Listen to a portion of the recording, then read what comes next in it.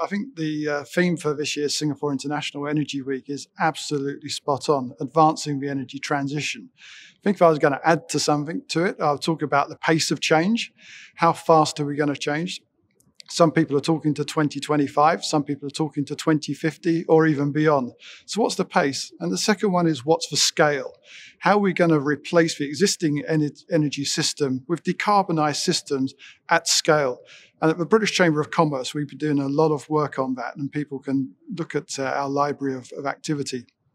For policymakers, I really think it should be outcomes focused. Let's not focus on specific technologies, but let's really focus on what are the outcomes that are desired.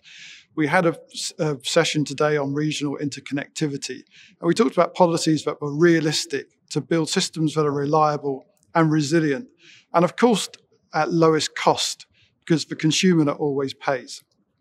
Now, in terms of that pace, we hear a lot, and we're going to hear it in the future weeks about net zero coming up at COP26.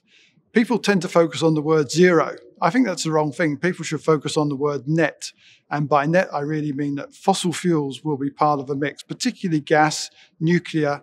You can't just transition overnight to a world that runs on renewable energy. So what part does Singapore play in this? Well, Singapore's got great assets. It's got a world-class port, an airport, an integrated chemicals complex.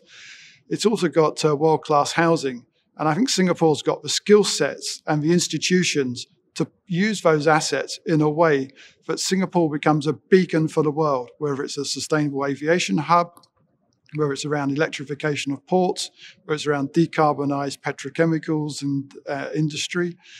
So my cry to Singapore is allow yourself to be this beacon to the world and attract the world's brains to join your brains in solving these problems.